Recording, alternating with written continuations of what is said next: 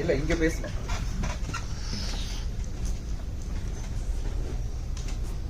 மேடையில் இருக்கிறவங்களுக்கெல்லாம் வணக்கம், மீடியாவுக்கு எல்லாருக்கும் வணக்கம்.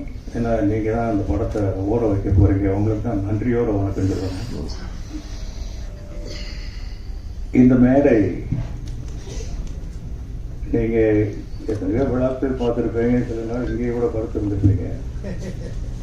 நானும் சமீப காலமாக எத்தனையோ நாள் இங்கே இருந்திருக்கேன். இன்னைக்கு ஒரு ஸ்பெஷல் மாதிரியாக நான் நினைக்கிறேன். ஏன்னா அவங்க எல்லாருக்குமே கிடைக்காத ஒரு பாக்கியம் எனக்கு கிடைச்சிருக்கு. இன்னைக்கு நான், என் மகன், என் பேரன் ஒரே மேடை. இது சினிமாவில் ரொம்ப பேருக்கு கிடைக்கணும். ஆனால் இன்னைக்கு எனக்கு கிடைச்சிருக்கு. இது அவ்வளவு சாதாரணமாக இந்த இடத்துல டக்குன்னு கூப்பிட்டு உட்கார வச்சுட்டாங்க. ஆனால் இந்த இடத்துக்கு வர்றதுக்கு நாங்கள் பட்ட கஷ்டங்கள், நாங்கள் இழந்த இழப்புகள், மேக்சிமம் தனஞ்சயனுக்கு எல்லாமே தெரியும். அவ்வளவு கஷ்டப்பட்டுருக்கோம். சும்மா இந்த இடத்துல டக்குன்னு நிற்க முடியாது. அதுக்கு உங்களுடைய சப்போர்ட் ரொம்ப முக்கியமான காரணம். முதல் படத்தில் என் ராசாவின் மனசிலிருந்து உங்கள் ட்ராவலில் என் கூட இருந்துக்கிட்டே இருக்குது. இல்லை ரொம்ப பேர் என் கூட பயணப்பட்டிருப்பாங்க. இருந்தாலும் இன்னைக்கு இந்த மேடை ரொம்ப ஸ்பெஷலாக அமைஞ்சதுக்கு தனஞ்சயனுக்கு ரொம்ப நன்றி. தயாரிப்பாளர் தினேஷ்ராஜ், இந்த பேர்களை இப்போ தான் காதில் வந்ததுனால இயக்குனர் மகேஷ், அவருக்கு ஒரு தேங்க்ஸ். இது எல்லாத்தையும் விட இதுக்கு ஒரு காரணமாக இருந்த பவிஷுக்கும் ஒரு தேங்க்ஸ் சொல்லித்தான் ஆகணும். இல்லாட்டி அவன் இல்லைன்னா நான் இங்கே ஏன் வரப்போறேன். வனிதாவுக்கு ரொம்ப தேங்க்ஸ். அவங்க பிரியாணி கொடுத்தாங்கன்னு சொன்னாங்க, நமக்கு இன்னும் வரல. இது அதுக்கு பதில் நீ எனக்கு ஆந்திராவில் ஊறுகாய் கொடுத்தீங்க நேற்று. அந்த பொண்ணு அவங்க பேர் என்ன? நாக துர்கா. அருமையான பேருமா, சூப்பர் நேம். நல்லா பண்ணியிருக்கீங்க. ரெண்டு பேரும் ஒரு இளமையின் துள்ளல். Love o love.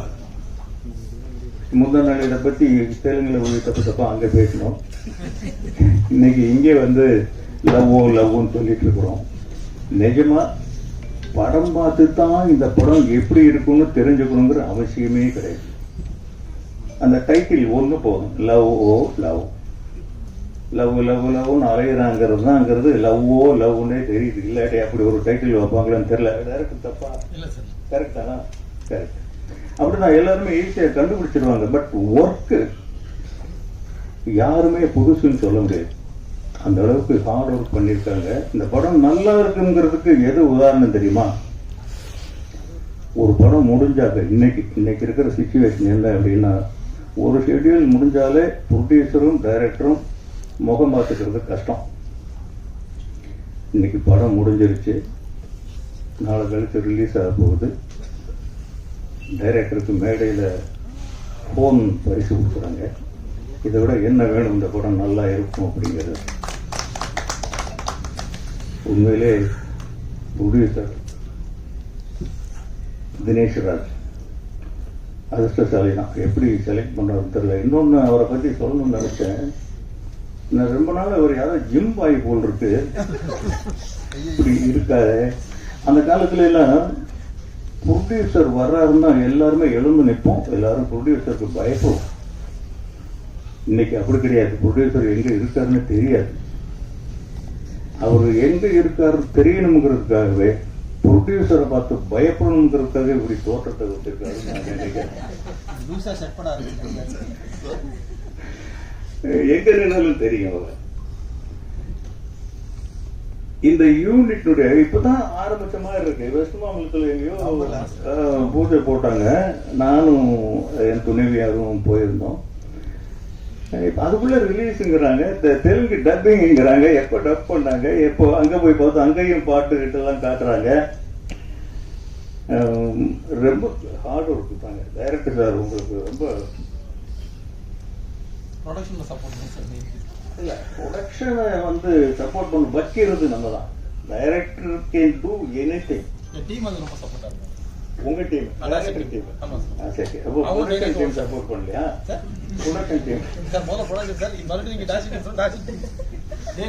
ஓகே இருந்தா கூட இவ்வளவு சீக்கிரமா இப்ப படம் எடுக்கிறது சும்மா படம் முடிஞ்சுட்டா கூட கேமரா போட்டு சுத்திக்கிட்டு பிலிமே போடாம கூட இழுத்துக்கிட்டு ஷூட்டிங் எனக்கே பண்ணிட்டு அவ்வளவு சீக்கிரம் முடிச்சு விடாதியா?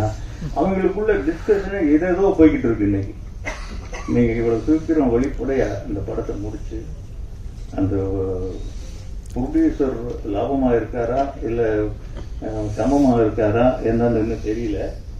அது மட்டும் ரகசியமாவே இருக்கு சினிமாவில். உங்களை பாராட்டணும், இல்லை இவ்வளவு ஒரு கிடைக்காது. நீங்க ரொம்ப கோஆபரேட்டிவா தான் இருந்திருக்கீங்க. இதுக்கு மேல என்ன சொல்றது இந்த படத்தை பத்தி? பாட்டுகள் அருமையா இருக்கு. ஒரு 3 தடவை 4 தடவை பார்த்தோம். கமலா தியேட்டர்ல ஒரு தடவை, ஹைதராபாத்ல ஒரு தடவை, இங்கே ஒரு தடவை. 3 தடவையும் போர் அடிக்காம இருக்கு. ரொம்ப நல்லா இருக்கு.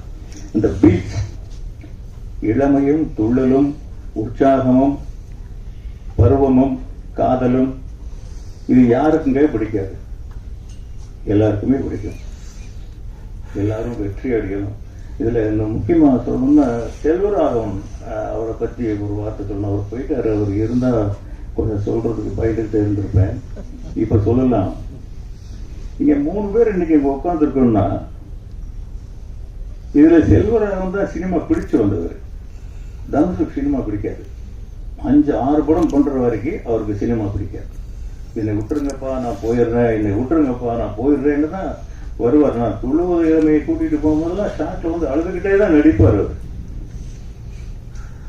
செல்வராகவன் படிக்கும் போதே அவர் ரொம்ப பெரிய படிப்பாளிங்க. என்ன சொல்ல போனா எங்க வீட்டுல அவர் தான் அதிகம் படிப்பாளி இல்லப்பா. அவர் தான் நாம தானே அதிகம் படித்தவர். Medalist, BE mechanical engineer.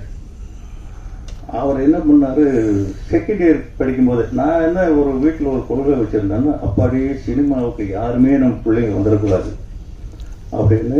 Sir நம்ம அதிகமாக பேசணும், நிறைய பேசுவா, டைம் இருக்கு. நம்ம பிள்ளைங்க சினிமாவுக்கு வந்துடக்கூடாது அப்படின்னு சொல்லிட்டு அவங்கள ப்ரிவியூ ஷோவுக்கு கூட போக மாட்டேன். அவ்வளோ ஸ்ட்ரிக்ட். இப்படி இருக்கிறப்போ அவர் செகண்ட் இயர் படிக்கும்போது ஒரு நாள் அப்படியே ஹைன்னு வந்தாரு. அப்படியே அந்த புக்கு தூக்கி அப்படியே ஸ்டைலாக தெரிஞ்சாரு. அப்படியே உட்காந்து, அப்பா நோ காலேஜ். என்னடா செகண்ட் இயர் தானே போயிருக்க? இல்லப்பா நோ காலேஜ். அப்புறம் ஆனா பக்குங்குது. ஏன்னா அந்த என்ஜினியர் ஷீட் வாங்குறதுக்கு நான் பட்ட கஷ்டத்தை விட அவங்க அம்மா விஜயலட்சுமி பட்ட கஷ்டம் இருக்க. அவ்வளவு கஷ்டப்பட்டு அந்த சீட்டு வாங்கணும். நீ என்ன சொல்ற? இல்லப்பா சினிமா தான். அப்போ எனக்கு டக்குன்னு கோவம் வரல. நான் ரொம்ப எமோஷனல் பர்சன் தான். கோவம் உடனே வந்துடும். கோவப்படாம சடன்னா யோசிக்கிறேன், என்னடா செய்கிறது, படிப்பு போயிடுமேன்ட்டு. தம்பி, சினிமா உங்க அப்பாவுக்கு முன்னாடி இருந்தது, உங்க அப்பா காலத்திலும் இருக்கு, உங்க அப்பாவுக்கு பின்னாலையும் இருக்கும். டிகிரி அப்படி இல்லை ராஜா. இப்ப போச்சுன்னா மறுபடியும் வராது. ஒண்ணு இன்னைக்கு எங்கேயாவது பியூனா போகணும்னா கூட ஒரு டிகிரி தேவைப்படுது. நீ ஒரு டிகிரி வாங்கிட்டு வா, நான் அவனை சினிமாவில் எங்கேயாவது சேர்த்து விடுறேன். இது வந்து சத்தியமா சொல்றேன், போய் அவனை ஏமாற்றி காலேஜுக்கு போக வைக்கணும். அதுக்கப்புறம் ஒண்ணுமே பேசல. அடுத்த நாள் காலேஜுக்கு போயிட்டாரு. பார்த்தா நல்ல மார்க், என்ஜினியர் ஆயிட்டாரு. ஓ, நான் என்ன பண்ணேன், இது கடையில் ஒரு அமெரிக்காவுக்கு அனுப்பிடலாம் அப்படின்ட்டு ஐடியா எல்லாம் பண்ணி வச்சுட்டேன். அப்ப நான் சொன்னேன், இப்போ இந்த மாதிரி சிகாகோவில் ஏதோ ஒரு இது ஃபிலிம் கோர்ஸோட சேர்ந்து அப்படி சொன்னாதான் அமெரிக்காவுக்கு போனான்னு சொல்லிட்டு ஏதோ ஒரு ஏற்பாடு ஒன்று வச்சிருந்தேன். அவரு என்ன நாடு கடத்தணும்னு பிளான் பண்றீங்களா? நீங்க சொன்னதை நான் செஞ்சுட்டேன், நான் சொன்னதை நீங்க செய்யுங்க, சினிமா தான். அதுக்கப்புறம் யாருக்கிட்ட சொன்னாலும் கேட்க மாட்டாங்க. என்ன உன் மகன் எனக்கு எப்பயா திட்டுறது? ரவிக்குமார்ட்ட கேட்டேன். ரவிக்குமார் எனக்கு ரொம்ப க்ளோஸ் பண்ணாங்க. அவரும் நானும் ஒரு படத்துல வேலை செஞ்சிருக்கோம். இன்னைக்காவது வசதியாகுங்க. நான் கண்டபடி திட்டுவேன் அசிஸ்டன்ட் டைரக்டர் கோவப்பட்டா மகனை நான் எப்படி திட்டுறது, இப்படி ஒவ்வொரு காரணம் ஒவ்வொருத்தருக்கு. யாருமே சேர்த்துக்கல. பாலச்சந்தர் சார்கிட்ட போய் ரெக்வஸ்ட் பண்ணி, சார் அவனுக்கு சினிமா புரியல, நான் உங்ககிட்ட அனுப்புகிறேன், சினிமா வேண்டான்னு அட்வைஸ் பண்ணி அனுப்புங்க அப்படின்னு சொல்லி பாலச்சந்தர் சார்கிட்ட அனுப்புனேன். ஒரு 2 மணி நேரமா அவன் காணோம். அவரு பாலச்சந்தர் சார்கிட்ட இருந்து ஃபோன் வருது, இவன் ஏதோ ஃபயர் இருக்கியா, இவன் என்கிட்ட விட்டு நானே பார்த்துக்கிறேன்.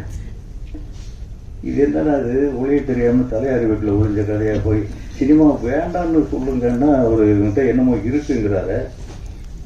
இருந்திருக்கலாம், பட் எப்பவுமே குழந்தைங்கள் மேல பேரண்ட்ஸுக்கு அண்டர் எஸ்டிமேட் தான் இருக்கும். நம்ம குழந்தைங்க நம்மளோட இருப்பாங்களா, நம்மளோட வசதியா வந்துடுவாங்களா, இல்லை பெருசா சாதிச்சிருவாங்களா அப்படின்னு இருக்காது. நமக்கு அப்படித்தானே இருக்கும். அவர் இவ்வளோ பெரிய ஒரு லெஜெண்டரி டைரக்டர் வருவாருன்னு அன்னைக்கு நம்ம எப்படி எஸ்டிமேட் பண்ண முடியும்? யார்கிட்டையும் ஒரு ஒர்க் பண்ணவும் இல்லை. அங்கேயும் இருந்துட்டு ஒரு 2 மாசத்துல வந்துட்டார். இல்லைப்பா அவர் சீரியல் தான் எடுக்கிறாரு, எனக்கு அது மைலேஜ் கிடைக்கல அப்படின்ட்டு வந்துட்டார். அதுக்கப்புறம் ஏதோ ஒரு இதில் வந்து நாங்கள் துளு உதவிமை எடுத்து முடிச்சதுக்கப்புறம் காதல் கொண்டு எடுக்க வேண்டிய நிர்பந்தம். இது அவங்க அம்மா போட்ட ஒரே கண்டிஷன் தான். ஒரு நாள் நைட்டு ஒரு 2 மணிக்கு நான் உட்காந்து ஸ்கிரிப்ட் எழுதிட்டு இருக்கும்போது என் டாக்டர் பக்கத்தில் வந்தாங்க. எப்போவுமே எங்கள் வீட்டில் பெண்களுடைய அதிகாரம் தான் அதிகம். எல்லா வீட்லையும் எப்படித்தான் நினைக்கிறேன், எங்கள் வீட்லையும் எப்படித்தான். அந்த பொண்ணு டாக்டருக்கு படிக்கிற பொண்ணு. என்னம்மா நீ தூங்காம நேற்று வந்துட்டு இருக்க? இல்லைப்பா உங்ககிட்ட கொஞ்சம் பேசணும், ஒரு கதை சொல்லணும் கேட்பீங்களா? ஏன்னா நீ மெடிக்கல் காலேஜுக்கு போகிறத விட்டுட்டு கொஞ்சம் ஸ்கிரிப்ட் ரைட்டர் ஆகிட்டியா இன்னைக்கு அப்படின்னா சரி சொல்லு கேட்போம் அப்படின்னு வந்து படபடன்னு ஒரு கதையை சொல்றது. எக்ஸலண்டா இருக்கு ஒரு கதை. இது யாருமா சொன்னது? செல்வா சொன்னான். புரிஞ்சிடுச்சு, எங்க சுவிட்சை தட்டணும், எங்க விளக்கு எரியும்னு அவன் புரிஞ்சிடுச்சு. கரெக்டா அவன் அப்ரோச் பண்ணானா இல்லாட்டி அவங்களே முடிவு பண்ணாங்களே தெரியல. இது செல்வாவுடைய கதைப்பா, அவன் சொல்றதுக்கு பயந்துட்டு என்கிட்ட சொன்னான், கதை நல்லா இருக்குப்பா. இப்போ என் பெரிய பொண்ணு இருக்கு அம்மா, அவங்களும் ஒரு டாக்டர் தான். 2 பேரும் வந்து நின்று கொஞ்சம் பயம் அதிகமாயிடுச்சு, ஏதோ வற்புறுத்தல் நடக்க போகுது அப்படின்ட்டு. இதை என்ன பண்ணணும், இந்த கதையை படம் எடுக்கணும். யாரு? நீங்க தான். யாரு நடிக்கிறது? தனுஷ் தான். டைரக்ட் பண்றது செல்வா தான். இது உள்ள இந்த 3வது லேடி என்ட்ரி விஜயலட்சுமி. அவங்க வரும்போது தான் என் பலமெல்லாம் போயிடுச்சு. இனி அங்க அவங்க சொல்றது மட்டும்தான் நடக்கும், நம்ம சொல்றது நடக்காது. அவங்க தான் கேட்டாங்க, என்னங்க அவன் யார்கிட்டையும் ஒர்க் பண்ணலையாமா, இது படம் எடுக்கிறதுக்கு ஒரு 4-4.5 கோடி ரூபா செலவாகும் அன்னைக்கே. அது இன்னும் கொஞ்சம் அதிகமாக தான் ஆயிருக்கும், படம் பார்த்தீங்கன்னா தெரியும் அப்படின்னு. இப்போ எவ்வளோ கடன் இருக்கு அப்படின்னு கேட்டாங்க விஜயலட்சுமி. நான் சொன்னேன், இந்த ஒரு 2-2.5 கோடி ரூபா இருக்கும். இந்த படம் எடுக்க எவ்வளோ செலவாகும்? ஒரு 4-4.5 கடன் வாங்குங்க. பொண்டாட்டி சொல்றாட்டி இப்படி எங்கேயாவது சொல்லுவாங்களா யாராவது கடன் வாங்குங்க அப்படின்னு? யாரையாவது கடன் வாங்குவீங்க, பெத்த மகனுக்காக வாங்க மாட்டீங்களா? அப்படி கடன் வாங்கி வந்தவர் தான் செல்வராகவன். இப்படி இன்னைக்கு வந்து ஒரே மேடையில் உட்கார அளவுக்கு இவரும் அப்படிதான் வந்தாரு. இவர் வந்து ஒரு நாள் வந்து தாத்தா நான் விஸ்காம் படிக்க போறேன் அப்படின்னா, விஸ்காம்ல என்ன பண்ண போற அப்படின்னா டைரக்ஷன் கோர்ஸ். இதுக்கு இருக்கிற நீ விஸ்காம் போற, நம்ம வீட்லயே 3 விஸ்காம் இருக்க, நீ யார்கிட்டயாவது சேர்ந்து கொண்டு தனுஷ் கிட்ட சொல்லி அசிஸ்டன்ட் டைரக்டரா தான் வந்தார் அவரு. என்ன படம்ப்பா? திருச்சிட்டமில் இல்லைடா, அங்க அடுத்த படம் அருண் மாதேஸ்வரன் பண்ணது என்னது, கேப்டன். இந்த படங்கள்ல எல்லாம் அசிஸ்டன்ட் டைரக்டர் ரொம்ப. அப்பவே தனுஷ் சொல்லுவார், அப்பா பிரமாதமா ஒர்க் பண்றான்ப்பா, நல்லா வந்துடுவான் போல இருக்கு, நல்ல பையன்தான், நல்லா வந்துடுவான் போல் இருக்கு. அப்புறம் திடீர்னு என்ன நினைச்சவர தெரியல, நிலவுக்கு என் மேல நடிக்க போகும் அப்படின்னு அவர் கொண்டு வந்து நடிக்க வச்சு இன்னைக்கு இங்க கொண்டு வந்து உட்கார வச்சிருக்காரு. உண்மையிலே தனுஷுடைய மோல்டு தான் அவர். ஒரு பையன் நல்ல வீட்டில் செல்லமான பையன். உண்மையிலேயே எங்கள் வீட்டில் 2 பசங்க ரொம்ப கொடுத்து வச்சவங்க. செல்வராகவன் முதல் பையன், அவங்க அம்மாவுக்கு உயிர், மற்றவங்களும் அதுக்கப்புறம் தான். இவங்க அம்மா முதல் பெண் குழந்தை எங்கள் வீட்டில், அவங்களும் செல்லம் தான். அவங்க அம்மா மட்டும்தான் என்னை வாடா போடான்னு சொல்றவங்க. இவர் முதல் பேர குழந்தை.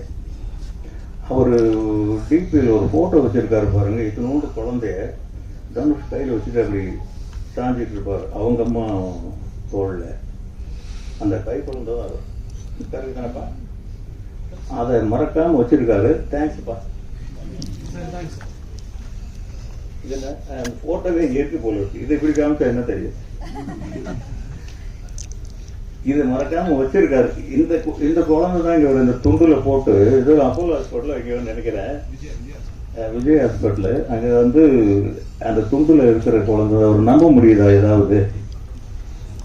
எனக்கு எப்படி இருக்கும்னு பாருங்க இந்த ஸ்டேஜ். என் நிலைமையில நீங்களாம் இருந்தால் எப்படி இருக்கும்? நான் ஒரு நாள் போராடி வந்தேன்.